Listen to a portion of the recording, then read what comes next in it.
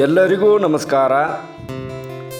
ಇಂದಿನ ವಿಡಿಯೋದಲ್ಲಿ ಭೋಗನಂದೀಶ್ವರ ದೇವಸ್ಥಾನ ಮತ್ತು ಅರುಣಾಚಲೇಶ್ವರ ದೇವಸ್ಥಾನದ ಬಗ್ಗೆ ತಿಳಿದುಕೊಳ್ಳೋಣ.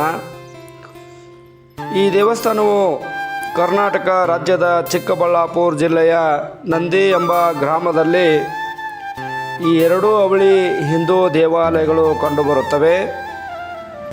ಈ ನಂದಿ ಗ್ರಾಮವು ನಂದಿ ಬೆಟ್ಟದ ಅಥವಾ ನಂದಿದುರ್ಗದ ತಳಭಾಗದಲ್ಲಿದೆ. ಈ ಗ್ರಾಮವು ಚಿಕ್ಕಬಳ್ಳಾಪುರದಿಂದ 8 ಕಿಲೋಮೀಟರ್ ಅಂದರೆ 5 ಮೈಲ ದೂರದಲ್ಲಿದೆ. ಬೆಂಗಳೂರಿನಿಂದ ಈಶಾನ್ಯಕ್ಕೆ 55 ಕಿಲೋಮೀಟರ್ ದೂರದಲ್ಲಿದೆ, ಅಂದರೆ 34 ಮೈಲ ದೂರದಲ್ಲಿದೆ. ಅಲಂಕೃತವಾಗಿ ಸುಂದರವಾಗಿ ಕಲಾತ್ಮಕವಾಗಿ ಕೆತ್ತಿರ್ತಕ್ಕಂಥ ದೇವಾಲಯವಾಗಿದೆ.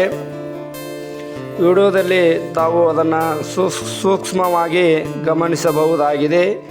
ಈ ದೇವಾಲಯಗಳನ್ನು ಯಾವ ರೀತಿಯಾಗಿ ಕಂಬ ಮತ್ತು ಪಟ್ಟಿಕೆಗಳನ್ನು, ಜಲಾಂಧ್ರಗಳನ್ನು, ಶಿಖರಗಳನ್ನು, ಕಳಸಗಳನ್ನು, ಕೆತ್ತನೆಯನ್ನು ಹೇಗೆ ಮಾಡಲಾಗಿದೆ ಎಂಬುದನ್ನು ತಾವು ಕಾಣಬಹುದಾಗಿದೆ. ಈ ದೇವಸ್ಥಾನಗಳು 9 ಮತ್ತು 10ನೇ ಶತಮಾನದಲ್ಲಿ ನಿರ್ಮಿಸಿರ್ತಕ್ಕಂಥ ಅವಳಿ ದೇವಾಲಯಗಳಾಗಿವೆ.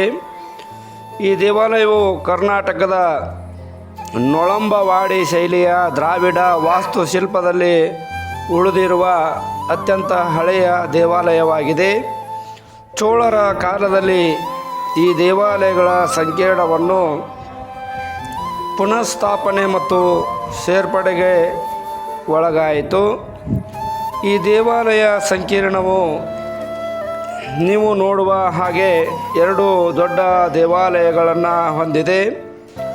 ಈ ಎರಡೂ ದೇವಾಲಯಗಳು ದೊಡ್ಡ ಅಂಗಳ, ತೆರೆದ ಸಭಾಮಂಟಪವನ್ನು ಹಂಚಿಕೊಳ್ಳುತ್ತವೆ ಮತ್ತು ಪ್ರತಿಯೊಂದು ದೇವಾಲಯವೂ ಕೂಡ ನವರಂಗವನ್ನು ಹೊಂದಿದೆ, ಅಂತರಾಳವನ್ನು ಹೊಂದಿದೆ, ಸುಕನ್ಯಾಸಿಗಳನ್ನು ಮತ್ತು ಗರ್ಭಗೃಹಗಳನ್ನು ಹೊಂದಿವೆ. ಅಲ್ಲದೆ ದ್ರಾವಿಡ ಶೈಲಿಯ ವಿಮಾನ ಆಕಾರದ ಗೋಪುರಗಳನ್ನು ಈ ದೇವಾಲಯಗಳು ಹೊಂದಿವೆ. ಪ್ರತಿಯೊಂದು ದೇವಾಲಯದ ಮುಂಭಾಗದಲ್ಲಿ ಗರ್ಭಗುಡಿಗೆ ಎದುರಾಗಿರುವ ನಂದಿ ಮಂಟಪವು ಕೂಡ ಕಂಡುಬರುತ್ತದೆ. ಈ ಅವಳಿ ದೇವಾಲಯಗಳ ನಡುವೆ ಉಮಾಮಹೇಶ್ವರ ದೇವಾಲಯವೆಂದು ಕರೆಯಲ್ಪಡುವ ಒಂದು ಸಣ್ಣ ದೇವಾಲಯವಿದೆ. ಇದನ್ನು ಕಲ್ಯಾಣ ಮಂಟಪ ಅಥವಾ ಮದುವೆ ಪೀಠ ಎಂದು ಕರೆಯಲಾಗುತ್ತದೆ. ಇದು ಕಪ್ಪು ಕಲ್ಲಿನಲ್ಲಿ ಅಲಂಕೃತ ಕಂಬಗಳಿಂದ ಬೆಂಬಲಿತವಾಗಿದೆ. ಇದರಲ್ಲಿ ಹಿಂದೂ ದೇವರುಗಳಾದ ಶಿವ ಮತ್ತು ಅವನ ಪತ್ನಿ ಪಾರ್ವತಿ, ಬ್ರಹ್ಮ ಮತ್ತು ಸರಸ್ವತಿ, ವಿಷ್ಣು ಮತ್ತು ಲಕ್ಷ್ಮಿ, ಅಗ್ನಿಯ ವೈದಿಕ ದೇವರು ಅಗ್ನಿ ಮತ್ತು ಸ್ವಾಹಾದೇವಿಯ ಚಿತ್ರಣವನ್ನು ಈ ದೇವಾಲಯಗಳಲ್ಲಿ ಕಾಣಬಹುದಾಗಿದೆ.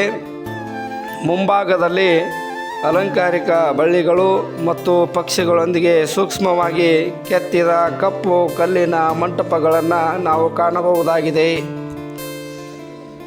ಈ ಭೋಗನಂದೀಶ್ವರ ದೇವಸ್ಥಾನದ ಸಂಕೀರ್ಣದಲ್ಲಿ ಕಲ್ಯಾಣಿ ಇದೆ, ಅಂದರೆ ಪುಷ್ಕರಣಿ ಇದೆ. ಮೆಟ್ಟಿಲು ಪುಷ್ಕರಣಿ ಅಂಥೇಳಿ ಹೇಳ್ತಾ ಇದ್ದೇವೆ. ಇದು ಶೃಂಗೇರಿಯ ತೀರ್ಥ ಎಂದು ಪ್ರಸಿದ್ಧಿಯನ್ನು ಪಡೆದಿದೆ. ದೇವಾಲಯದ ಆವರಣದ ವಿಹಂಗಮನ ನೋಟವನ್ನು ನೋಡಬಹುದು. ಅಂದರೆ ಹೊರಗಡೆ ಇರ್ತಕ್ಕಂಥ ಬಯಲು ವಾತಾವರಣವನ್ನು, ಸುಂದರವಾಗಿರ್ತಕ್ಕಂಥ ಹೂದೋಟವನ್ನು, ಗಾರ್ಡನನ್ನು ತಾವು ನೋಡಬಹುದಾಗಿದೆ. ಹಿಂದೂ ಪುರಾಣದ ಪ್ರಕಾರ ಶಿವನ ಜೀವನದಲ್ಲಿ 2 ಹಂತಗಳಾದ ಬಾಲ್ಯ ಮತ್ತು ಯೌವನಗಳನ್ನು ಇದು ಪ್ರತಿನಿಧಿಸುತ್ತದೆ.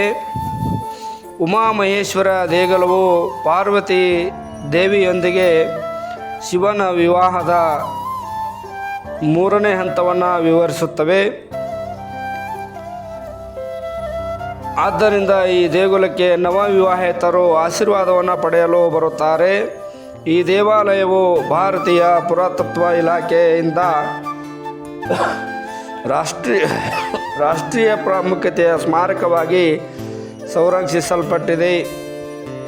ಈ ಅವಳಿ ದೇವಾಲಯಗಳು ಶಿವನಿಗೆ ಸಮರ್ಪಿತವಾಗಿರ್ತಕ್ಕಂಥ ದೇವಾಲಯಗಳಾಗಿವೆ.